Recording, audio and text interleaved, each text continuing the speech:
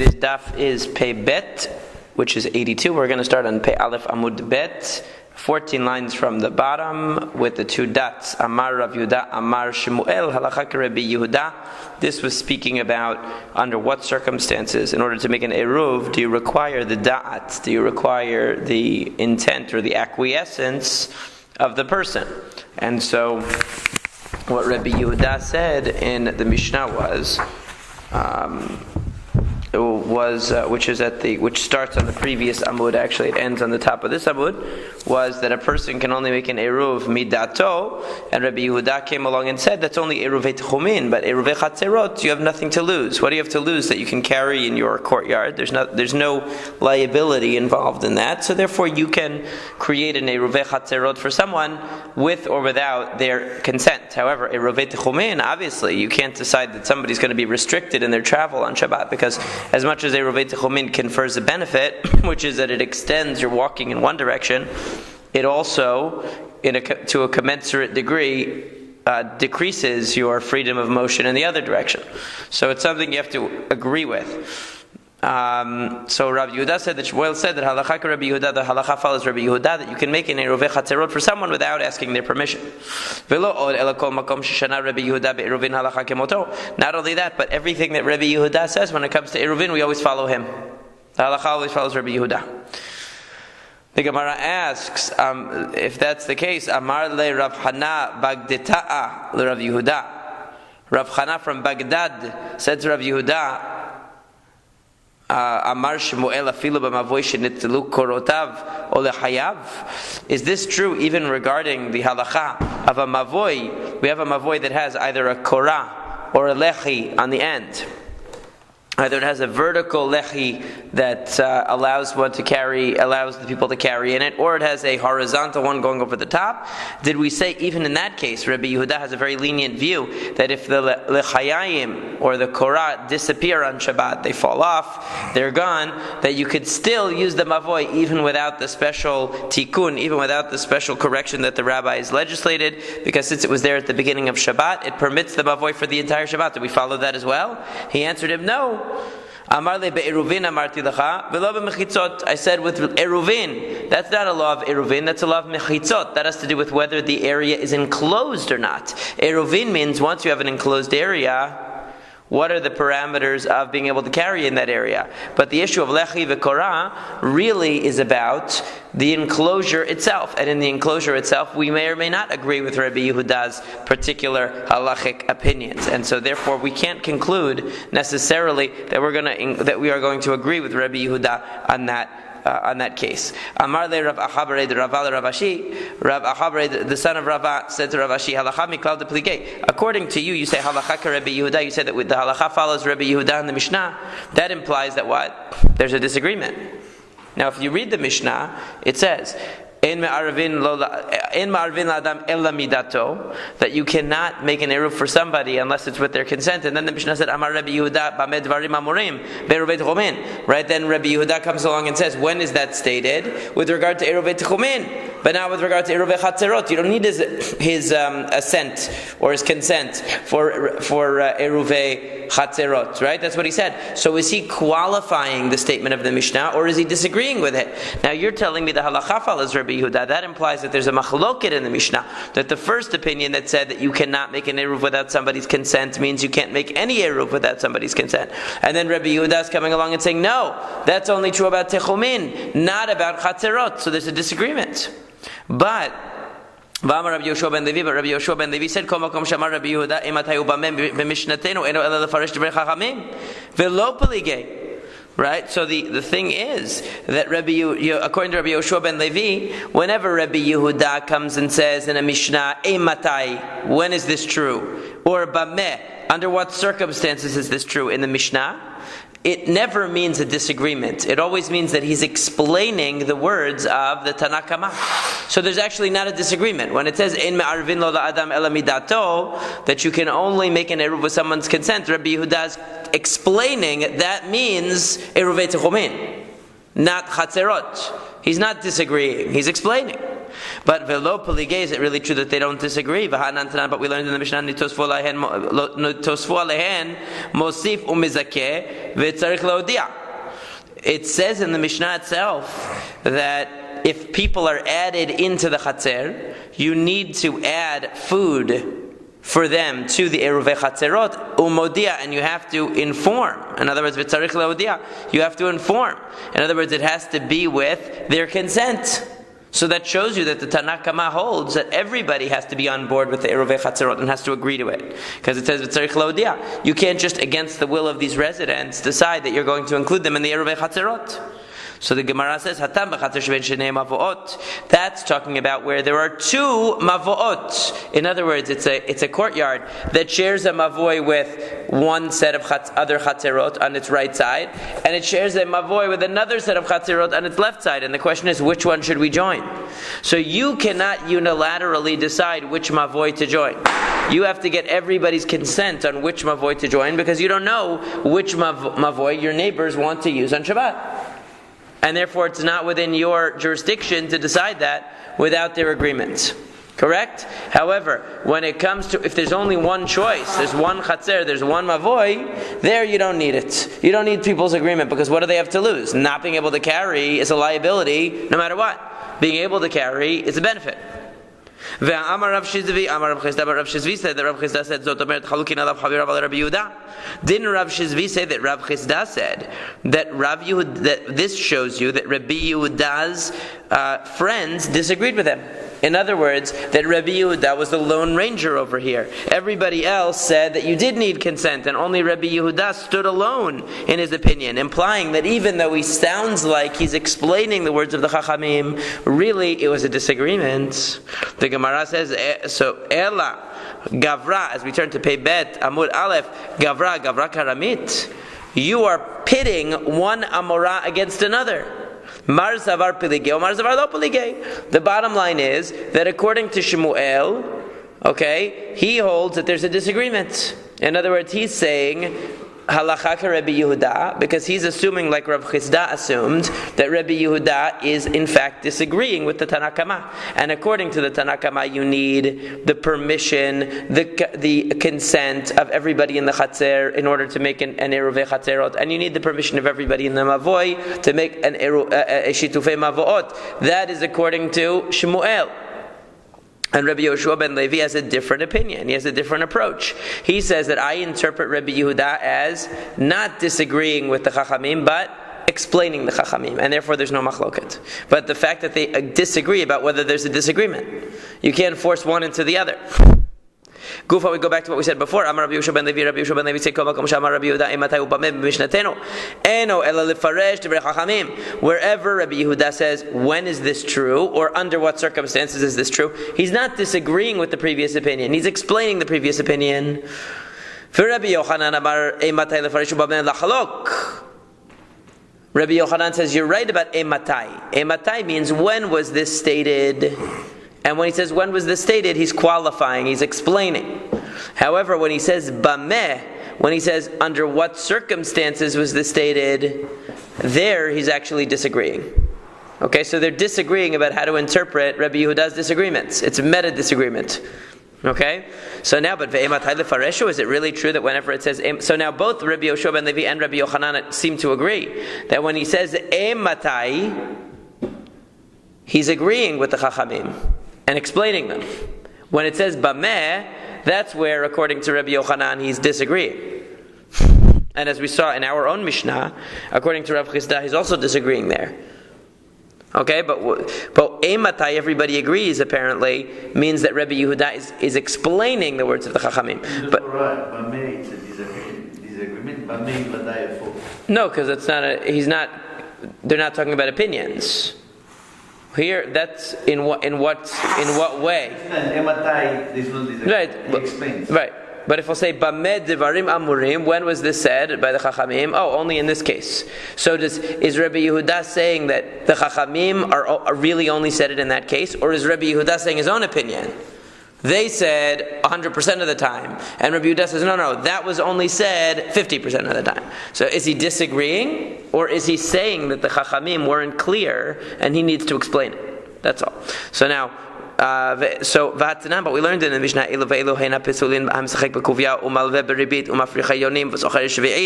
it gives us a list of people who are not acceptable for edut. They cannot be edim. One of them is Masekhet Eruvin Daf, somebody who gambles, okay? He plays with dice. Somebody who is malveh beribit, he lends to people with interest. Somebody who's mafrichei yonim, are racing doves, okay? That's one opinion. There are two opinions about what mafrichei yonim are in the Gemara and Sanhedrin.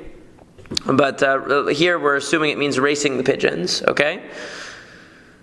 And v'soharei shvi'it, people who deal with the perot shvi'it, who sell shemitah produce, which they're not supposed to do. So Amar Rabbi Yehuda says, matai, when is it true? Bazman she'en lo umanut elahi, aval yesh lo umanut shelohi, harei zeh kasher. What did Rabbi Yehuda come along and say? He said, when was this stated? In other words, when was it stated that these gamblers, okay, are not allowed to be witnesses? That's only when ein lo umanut elahi, where his whole job, he's a professional gambler. All he does is gamble all the time. Or all he does is race pigeons and bet on the race of pigeons, right? To make money, he's betting, like horse racing. A person who lives on horse racing, that person is not kasher for edut. If he occasionally gambles at the slot machine, for entertainment, he's passing through, that's okay. Because he has a job. He's not a bum. Okay, so it's a different story. That's what Rabbi Yehuda says. So you might still say, okay, Rabbi Yehuda's explaining the Mishnah, right? The Mishnah said that gamblers are no good. Rabbi Yehuda says that's only if their whole profession is gambling. But then in a Baraita it says that it's actually a machloket, because v'tanei ala b'baraita v'chachamim omrim bezman she'en lo umanut elahi, ben she'en lo umanut elahi, o ben she'esh lo umanut shelohi, harei zeh pasul.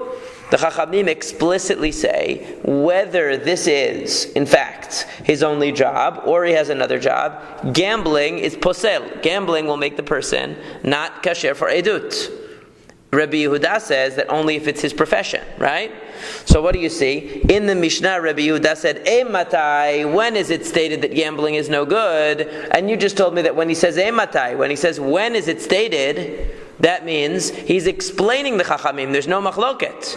But then in the Baraita, it's clearly a machloket, because it's saying there are two opinions. There's one, the Chachamim are saying that even if he occasionally gambles, he's no good. And Rabbi Yehuda is saying that only if he professionally gambles, he's no good. So it is a machloket, and yet it's expressed in the Mishnah, ematai. So it's a contradiction to what everyone is saying here about interpreting Rabbi Yehuda. So what's the answer? Hahi de Rabbi Yehuda Amar Rabbi Tarfon hi. That is actually reflecting the opinion of Rabbi Tarfon. The Baraita is not the same Chachamim. In the Mishnah, that's the general Chachamim versus Rabbi Yehuda. There, Rabbi Yehuda is explaining the words of the Chachamim. But in the Baraita, it's actually Rabbi Tarfon is the voice of the Chachamim. How do we know that? Because Amar Rabbi Tarfon, Ditani, because it says in the Baraita, Amar Rabbi Yehuda, Mishum Rabbi Tarfon. Rabbi Yehuda said the name of Rabbi Tarfon. Le'olam en echad me'en nazir lefi she'en nazirut ela lafla'a. So this is a case where, basically a classic case of Nazirut, where a person walks by and two people are sitting there. And one guy says, if that guy, they see he has long hair, they don't know if he's a rock band singer, he's the lead singer of a heavy metal band, or if he's a Nazir. They can't tell because he has long hair, right? So one guy says, if that guy is a Nazir, I'm also a Nazir. And the other guy says, you know what? If that guy isn't a Nazir, then I'm a Nazir. They're making a bet, right? So one guy says, if it turns out that guy's a Nazir, I'm also a Nazir. The other guy says, if it turns out he's not a Nazir, I'm going to be a Nazir. So they're making a bet on their Nazirut. So then they go and ask him and find out. So the halacha is, Rabbi Tarfon says, Le'olam en echad mehen Nazir. Neither of them is a Nazir. Why not? Because Nazirut has to be clearly expressed. It has to be explicit. And if I say, if so-and-so is a Nazir, then I'm a Nazir. And I don't know if he's a Nazir or not. Am I clearly, definitely saying I'm a Nazir? I'm not saying anything definite. It's a condition. It's on an unknown. So therefore, similarly, Alma kevan de misafkale I nazir illo naziru lo mishabed nafshe achanami kevan de la yadai kane la kane la gamaro makne. So what it says is so the same concept in gambling. Why is it that gambling is no good? Because when I bet on horse number 5 is going to win, and you bet horse number 10, we don't know. I bet you $100 that the Mets are going to beat the Nationals, and you bet me that the Nationals are going to beat the Mets. Right? So what happens? Now, in that case, obviously, I already lost my money, So that's not a good example. Let's say there are 2 teams where we actually don't know who's going to win. So we make a bet. So I don't know who's going to win. You don't know who's going to win. We make a bet on the game. So at the end of the game, let's say I lose. I have to give you the money now. Now, when I promised to give the money, I really was hoping my team was going to win. I wasn't gomeru makneh. Otherwise, I wouldn't participate in the gambling. I thought that I really was going to keep my money. So now, you know what the halakha says? It's like you're stealing. Because when I said I want to bet you $10, I never really thought I was going to give you $10. Now you're making me give you the $10 or the $100.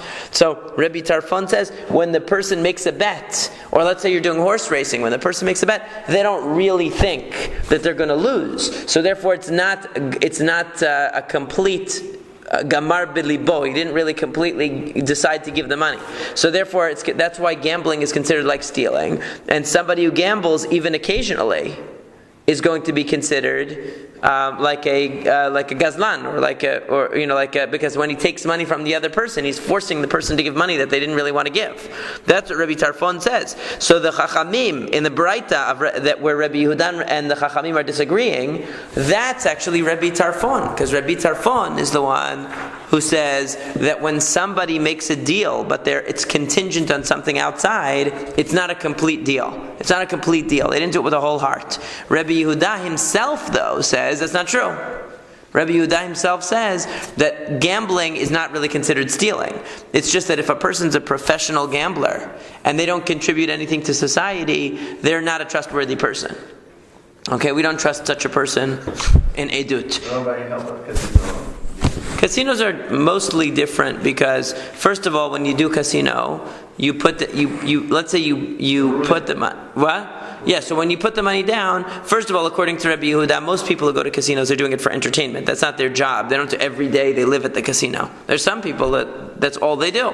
People who that's all they do, then everybody would agree that's not good.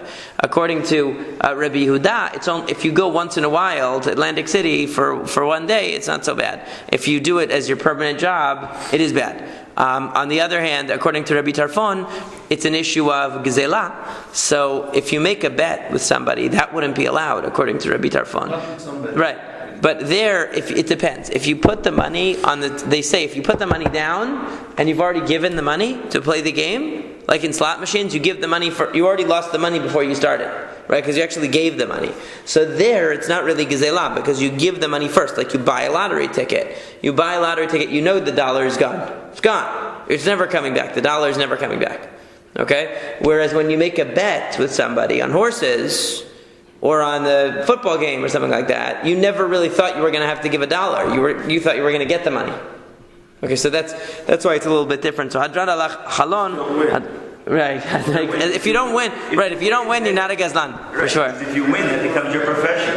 Right, well, that's true. It's not the best thing. Hadran alach halon, hadran alach halon, hadran alach halon. So that's the end of Perek Chalon. So in the end, what do we find? We find that generally when Rabbi Yehuda says Matai, he's in fact explaining the Chachamim. But over here, the Baraita was him against Rabbi Tarfon, not him against all the Chachamim.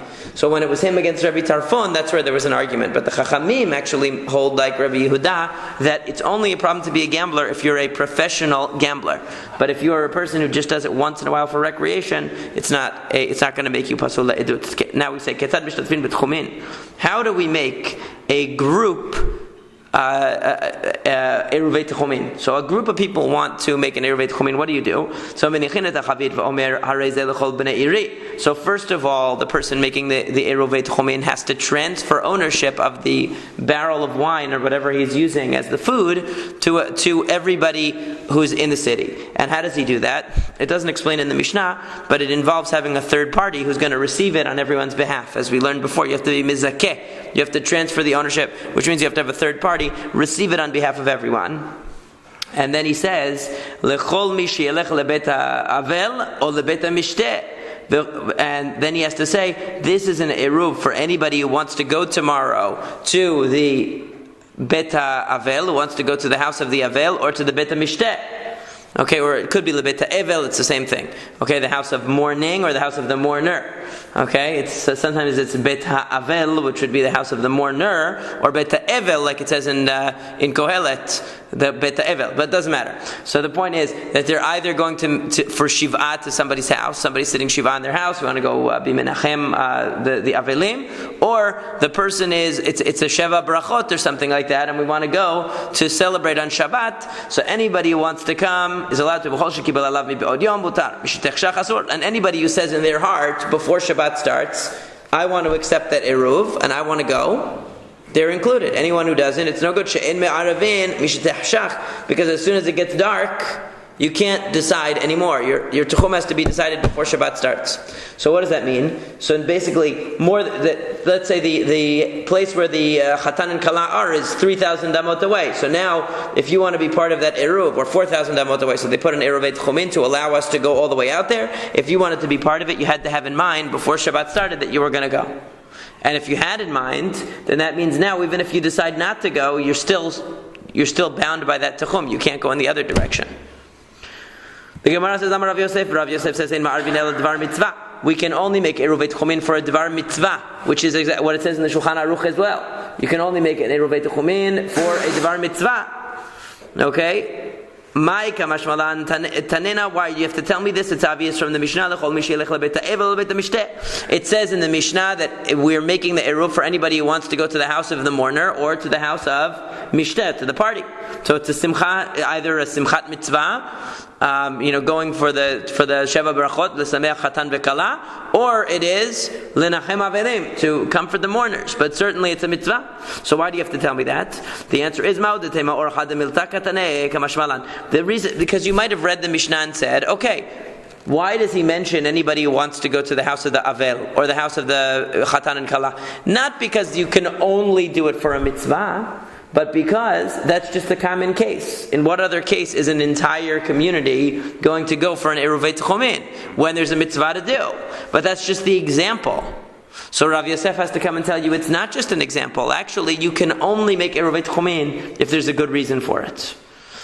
Okay? וכל שקיבל עליו מבעוד יום שמת מינה אין ברירה דאי יש ברירה תגלה מילתא למפרע דמי בעוד יום אבל ניחלי. So what do you see from here? That there's en brera. We learned about this many times already in the Shas, that even up to where we're only in the third Masekhet, we've already heard brera several times. Brera is retroactive clarification. If I leave something open, a question open, and I decide it later, can I say that retroactively it was decided from before? So what do you see from here? Let's say it's Friday night, and I say, you know what? I decided I want to accept that techum from before. What would that be? Brera. Brera. Retroactively, I'm saying, I want it to be that I decided to join the Eruv before. So you see from here, you can't do that. You can't say, I'm going to decide tonight, and then decide on Shabbat. You can't retroactively have your decision take effect.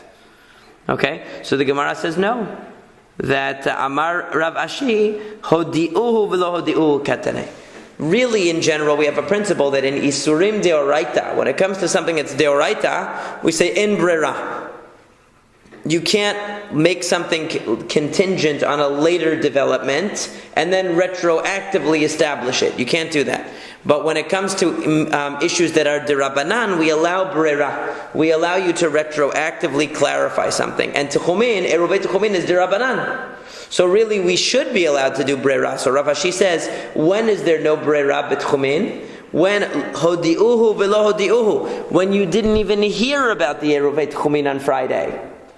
In other words, if you knew there was an Eruvei Tchumin on Friday, and you said, you know what, I'm going to decide tonight before bed if I feel like getting up tomorrow and going to the Chatan's house.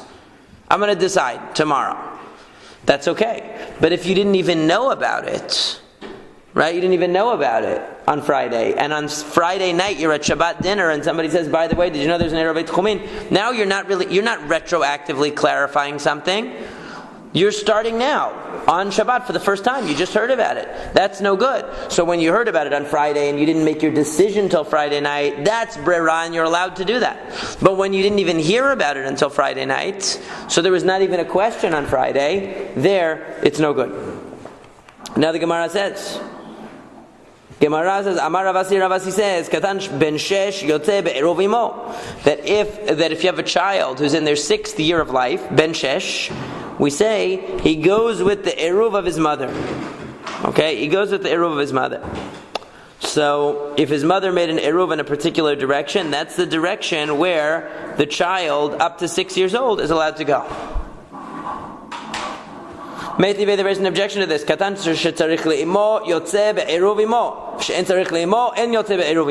it says that if a child needs his mother, he needs his mother, then he is dependent on the mother, and we say that whatever her eruv is, his eruv is.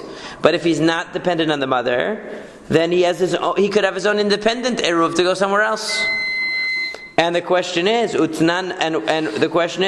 that sounds like even less than six years old, a child might not be tzarich le'imo. We'll see why. Utnan nami, we also learned gabe sukkah. Ki agavna, we learned regarding sukkah the same thing. Katan tzarich le'imo chayav b'sukkah. That when it comes to sukkah, we said a child who's not dependent upon the mother needs to go to the sukkah. And what do we say there? We asked a question of what's your definition of a child who doesn't require his mother? In the yeshiva of Rabbi Yanai, they said anybody who can go to the bathroom and his mother doesn't need to wipe him. That's a very functional definition for somebody who has children. You understand that definition, right? That's an independent child. They can go to the bathroom without any help. So that's the definition according to Rabbi Yanai. At least age of 5. Right, that would sound like 5 years old, or somewhere between 4 and 5. Rabbi Shimon ben Lakish Amar Kol Shnei Or Ve'eno Koreh Ima. Any child who doesn't get up in the middle of the night or get up in the morning and scream Ima in the morning, or Ima for you, Ima. They don't scream. Okay, so what do you mean? So it says, is that true? But Salka Datach. So actually the first thing was Va'eno Koreh Ima. He doesn't say Ima. So now it says Ima Salka Datach. Really calling Ima is such a bad thing? Gidolim Nami Karu. I mean, even older children will call their mother when they wake up. Right? That's common. Ela Ima, rather say Kol Shnei Or Mishenato Ve'eno Koreh Ima.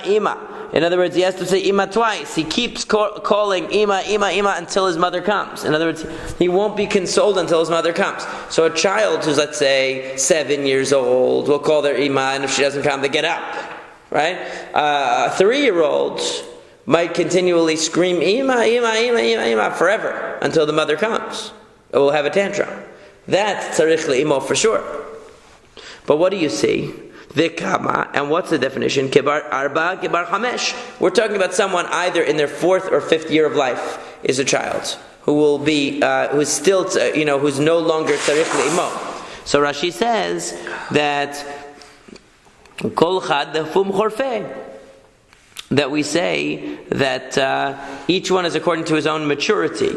Okay, but certainly once he's 5 years old, a full 5 years old, he's no longer in his 4th year or his 5th year, but he's actually a full 5 years old. We don't call that tzarich le'imo anymore. Okay, so Amar Rabbi. So what do you see from this? So what you see from this is a problem because Rav Asi said that 6 years old is the cutoff, and they're saying 4 or 5 years old is the cutoff, right? Or as the Mefarshim explain it, in the 4th year or the 5th year, okay, is the cutoff, and he's saying in the 6th year is the cutoff. So what's the? How do we reconcile here? Amar Rav Yehuda. We turn to Amud Bet. Amar Rav Yehuda b'rei Rav Yidi. I'm sorry, Rav Yehoshua. So Rav Yehoshua, the son of Rav Yidi, says, Ki kamar Rav Asi, ki gon she'erev alav aviv letzafon ve'imo ledarom. We're talking about, what is Rav Asi talking about? He's talking about a case where the mother made an eruv to go in one direction and the father made an eruv to go in the other direction. Ta'afilu barshesh nami b'tzafta de'imei nihale. That even though it might be true that a child in his 6th year of life is not dependent on the mother to the same level, he can wipe himself in the bathroom, he doesn't have a tantrum, let's say, when he wakes up in the morning, but still, if they had a choice, do I want to go with my mother to where she's going, or do I want to go with my father? He'll want to go with his mother. Okay, if he has a choice. So we still put them with the eruv of the mother up to a full 6 years old. So now Metive, they raise an objection to this interpretation. It says very clearly that a child who needs his mother goes out with the eruv of his mother until 6 years old, until he's ben shesh. Okay, what does that show you? That shows you that it's not that we make a distinction and we say that tzarich le'imo, needing the mother, is only up to the 4th year or the 5th year of life. But the 6th year of life, we say that the child doesn't need the mother. However, in a case where there's a conflict, that the father's going one way and the mother's going the other way, we'll say that the child wants to go with his mother. That's not true. What are we saying here? We're saying that even the definition of tzarich le'imo is up to 6 years. The 6th year, it's still tzarich le'imo. Okay, so therefore, what do you say? So Rav Yehoshua bar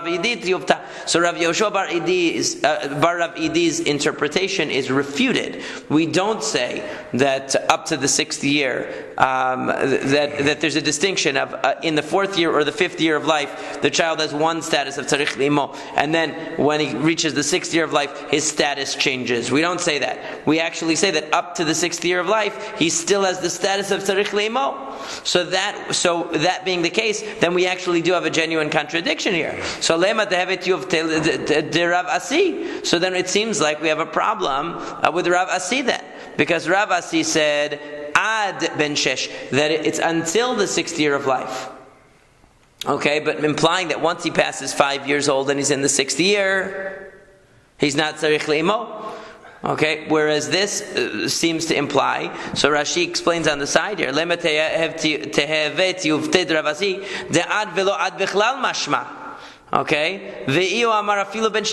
he seemed to say even when he's 6 years old, he is considered to be a tzarich le'imo, meaning even in the 6th year of life, let's say. Okay, whereas the Braita seem to say until he is once he enters the 6th year of life, he's no longer, because it says ad ben shesh. So what's the answer? Amar lach Ravasi ad ve'ad bichlal. I just interpret that as meaning that Braita means ad ve'ad bichlal. It means up to and including the 6th year of life, and so therefore we're all on the same page. So the Braita and Ravasi fit perfectly because they both say that up to and including the 6th year of life, a child until he actually hits his 6th birthday is tzarich le'imo. But what about the other two opinions? What about Rabbi Yanai and Reish Lakish, who said up to 4 years old or up to 5 years old, you're still considered tzarich le'imo, but past, once you are 5 years old, for sure, according to them, you're no longer tzarich le'imo. Lo kasher, no problem. There's a difference, because one has a father and one doesn't have a father. When you have a father that's in the city, so then the child needs the mother less, because he relies on the father for some things. The father helps with certain things. Okay? So what Rashi says is, the tinok will go with the father. So the child is not considered to be totally dependent on the father anymore from when he completes his 4th year. In other words, once he hits the age of 5, if there's a father around, we're not going to say that the child is totally dependent on the mother, because between the independence of the child, the maturity of the child, plus the father's assistance, the dependency on the mother is attenuated by that. However, when in a situation where there's no father around, there we say even through the 6th year, until the child hits age 6, he's still considered tzarich le'imo. And that's what Rav Asi was talking about. Tanu Rabbanan, the rabbi said,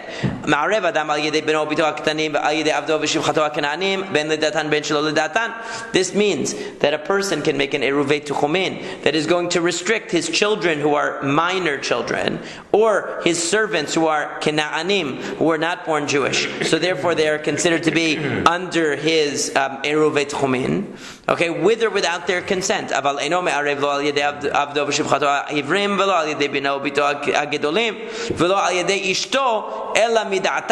But he cannot make an eruvei tuchumin to compel his adult children, in other words, his children who are not minors, or to compel his eved ivri, his Jewish servant, nor to compel his wife.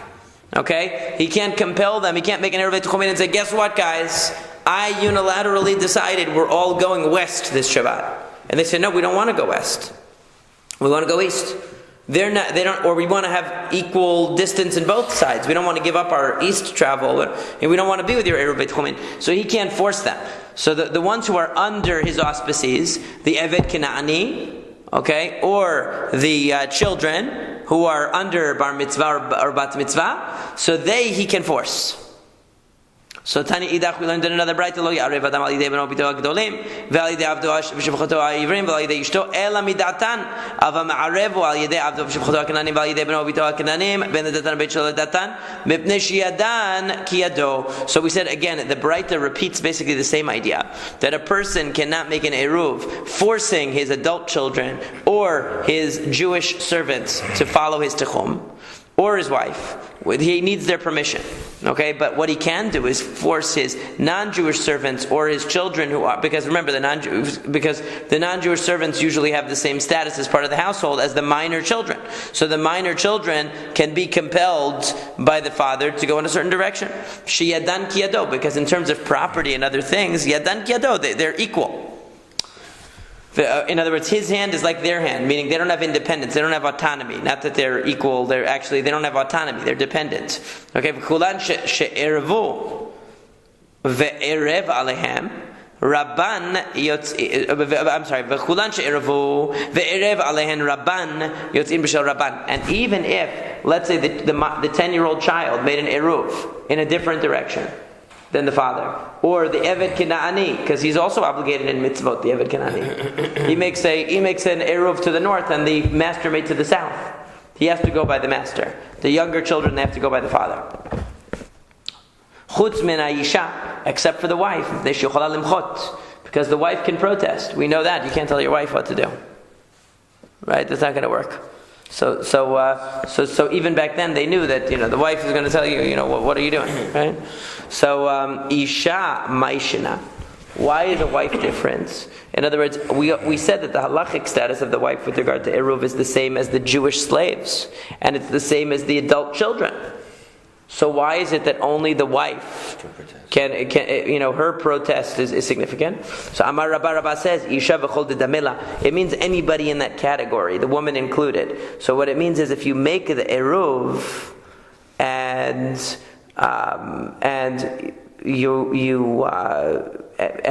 you want to include them, okay, so then they can follow along with your eruv as long as they don't protest.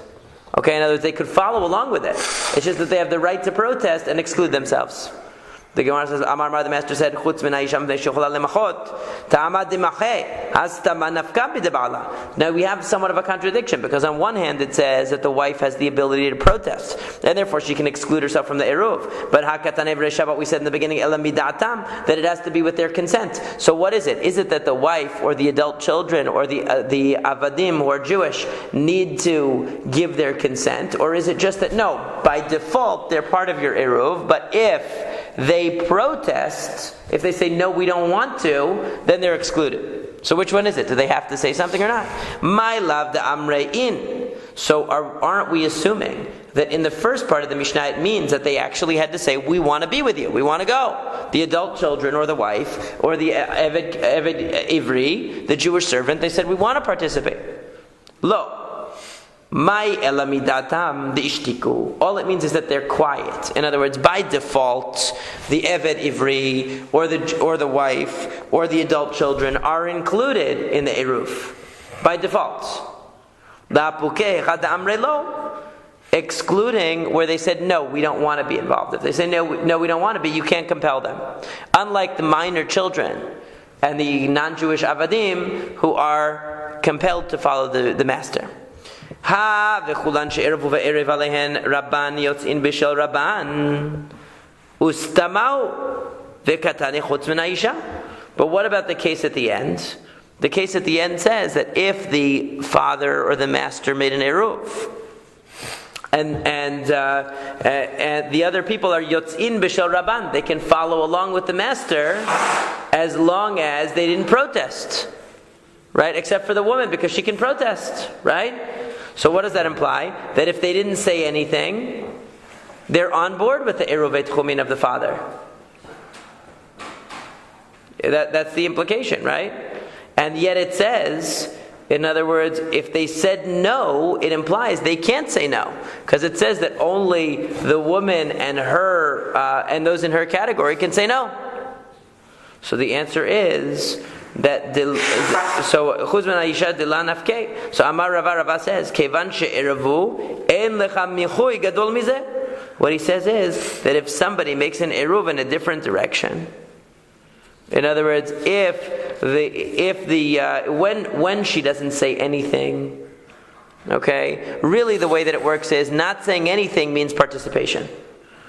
If she didn't say anything, the stam is that she wants to participate. The adult children living at home, if they don't say anything, they want to participate. The Eved, if he doesn't say anything, he wants to participate. However, if they made an eruv in a different direction, there's no bigger protest than that. They're saying, no, we don't want yours, we want ours. So they have the ability to do that. The woman has the ability to do that. So stama, if she doesn't say anything, she's included. She doesn't have to say anything to be included. But if she protests, and either verbally or by making an eruv in a different direction, now she's excluded herself from the eruv. So we could do the next Mishnah. We have a little bit more time. The Mishnah says, Kama shiuro, how much do you need to be in the eruv? Mazon shetei seudot. You need 2 seudot worth of food, 2 meals worth of food, l'chol echad v'yachad, for each person. Mizono l'chol v'lo l'shabbat Rabbi Meir, Rabbi Yehuda omer l'shabbat v'lo l'chol, v'zeh v'zeh mitkavnim lakel. So according to Rabbi Meir, you need the amount of a meal. When we measure the amount of a meal, what do we measure it by? He says a weekday meal, not a Shabbat meal. Rabbi Yehuda says, no, a Shabbat meal, not a weekday meal. And both of them are being lenient, meaning to say that they both say, Rashi explains, Rabbi Meir savar b'Shabbat achil inish tefei mishum de basim tavshilei va'amrei enashay ravachaleb b'sima shachiach. That Rabbi Meir says a person will eat more on Shabbat. Okay, why? Because the food is so good. So therefore he doesn't want you to go by a Shabbat meal, because a Shabbat meal is always too much. You don't need to go by that measurement for the tichum. For Rabbi Yehuda savar kevan de b'Shabbat so'ed shalosh seudot and ochel arbe b'chol seuda. And Rabbi Yehuda argues the opposite. He says no, a person eats less in a given meal on Shabbat. Why? Because he needs 3 meals. So since he's going to eat 3 meals, he doesn't want to overstuff himself at any one meal. So he actually eats less. In those days during the week, people had a morning meal and an evening meal, only 2 meals. So if you're eating already 3 meals on Shabbat, that means that you are going to be overstuffed. So Rabbi Yehuda says the smaller measurement of a meal is how much you eat at a Shabbat meal. So that's what you should go by. According to Rabbi Meir, the smaller meal is the one that you're going to eat on a weekday. So you should go by that.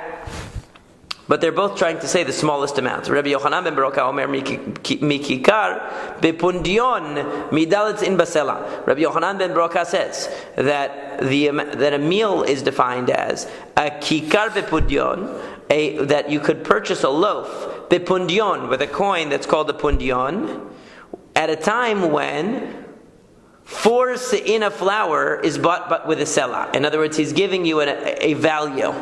Okay, so at a time where 4 measures of grain are bought with a selah, and actually a pundion is 1/48 of a selah, I believe. So that means that basically what it's going to come out to is, Rashi gives the whole mathematical calculation, that what it comes out is chatzi kav, a half of a kav, because there are 24 kabin is in 4 se'ah.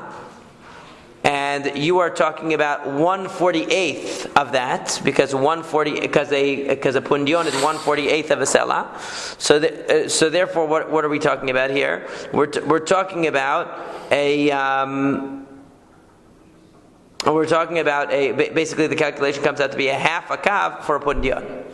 Okay, so that's how much. Rabbi Shimon says,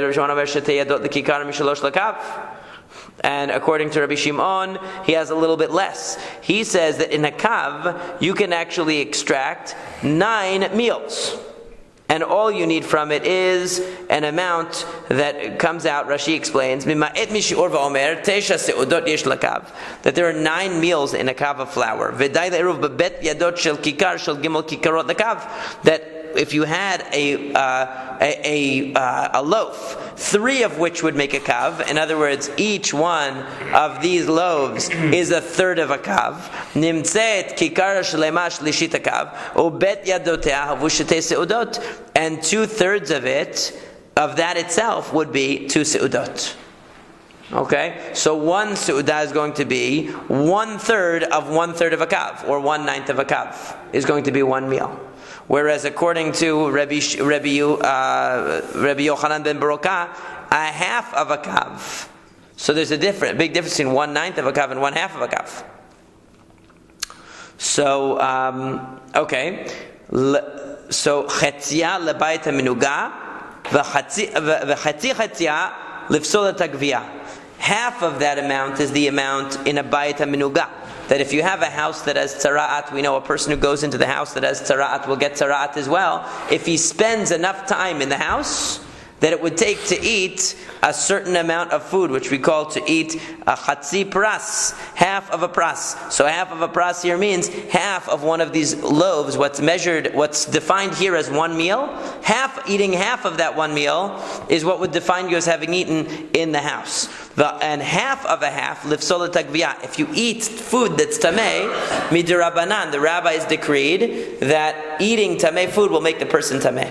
So if he eats the tameh food, a quarter of a meal, a half of a half, so then we say that that's enough to make him tameh. But again, the amount of a meal is going to depend on the machloka between Rabbi Yochanan ben Baroka and Rabbi Shimon. Rabbi Yochanan ben Baroka says that it's a half of a kav is a meal. According to Rabbi Shimon, it's a 1/9 of a kav actually is going to be a meal.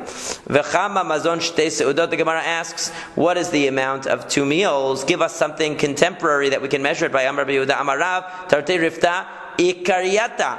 Rav Yehuda says that 2 loaves of farmer's bread. This is the bread that the farmers would bring out with them into the field. There were small loaves that they would bring with them for their lunch, I guess, to work. That it means 2 loaves from Nahar Papita. This was a place near a certain river, where they made specific loaves, I guess, that were particular to that area and were of a certain size. So they were using, like, today we might use something in our culture, like say, oh, it's like the size of a mini bagel or something like that. These are their contemporary references. Amar le Rav Yosef Brei de Rava. So Rav Yosef said to Rav Yosef, the son of Rava, Avuch keman tzvirale. According to whom does your father hold? So he says so he says to him, who does he hold like? So he says Kirebi Meir Svirale. So he says he held like Rebbe Meir. In other words, in the Machloket in our Mishnah, whether we should go by a Shabbat meal or we should go by a weekday meal. Do we say that a Shabbat meal is bigger or a weekday meal is bigger? So he says. So he says, Rabbi Meir Svirale. He holds like Rabbi Meir. So he says, Ananami Rabbi Meir Svirale. I also hold like Rabbi Meir. Why? Rabbi Yehuda Kashia had Amrei Enashe, Rav Chalib Sima Shachiach. Because there's a famous statement in the Talmud. It's actually in a couple of places in the Talmud. There's always room for dessert, right? There's room. Rav Chalib Sima. The besima is sweet things. In other words, there's always room for dessert. Meaning when the food is delicious, even if you're not hungry, you eat it, right? So on Shabbat, you have gourmet food.